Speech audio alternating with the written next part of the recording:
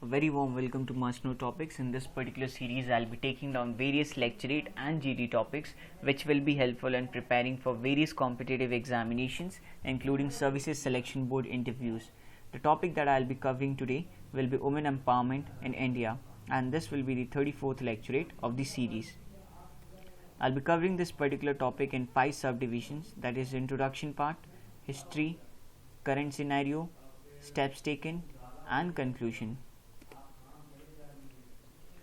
Coming to the introduction part, well, there is no denying of the fact that women have shown a considerably amount of progress in the last few decades, though they have been denied of better opportunities than their male counterparts.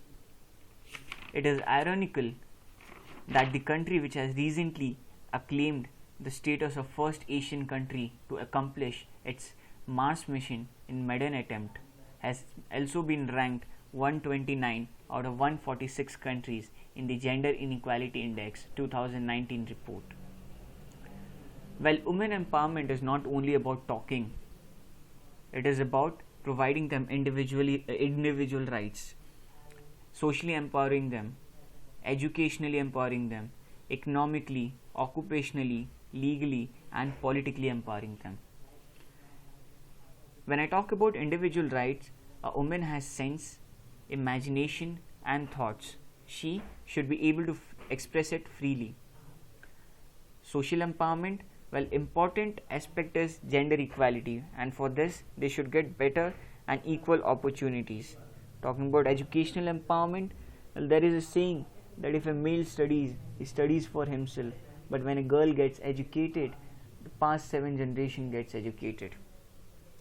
Economic and occupational empowerment, well, if a woman is economically and occupationally empowered, then there will be decrease of financial dependence on their male counterparts. Legal empowerment, there should be a legal structure which is supportive of women. And political empowerment, it means existence of political system favoring the participation in and control by the women of political decision. Well, coming to the historical part, when we take a look back, women had been dominated since their birth. Various practices and acts which were hindrances to the empowerment of women were sati pratha, child marriage, domestic violence, dowry, no widow remarriage policy, child feticide, crimes against women, and many more. There were many social reformers like Raja Ram Mohan Roy, Ishwar Chandra Vidyasagar, and Jyoti Rao Phule, who brought many reforms to demolish such acts. Talking about the current scenario, well, women are progressing when compared to their male counterparts in the society. They are seen in different fields, whether they are working in politics, technology, defense forces, sports, entertainment industry, entrepreneurs, and many more. These are the pictures of some ladies. Well, the first woman IPS officer, Srimati Kiran Bedi. Then this is first woman IAS officer, late Srimati Anna Malhotra. Then these are the first fighter pilots, women fighter pilots. Then Sania Mirza, Kalpana Chawla, Srimati Nirmala Sitaraman, Srimati Lata Mangeshkar, Srimati Soumya Swaminathan, who is a chief scientist at World Health Organization, and late Srimati Sushma Swaraj, the former foreign minister. And these are some pictures. Well, coming to the steps taken, there were some major steps which were taken in order to promote women empowerment. That is, right to equality under Article 14, which is a fundamental right of our constitution. Equal pay for equal work. This has been mentioned in Article 39D of our Indian Constitution. Maternity relief under Article 42. Dowry Prohibition Act. Domestic Violence Act 2005. And as per 73rd and 74th Constitutional Amendment Act, all local elected bodies reserve 1/3 of the seats for women.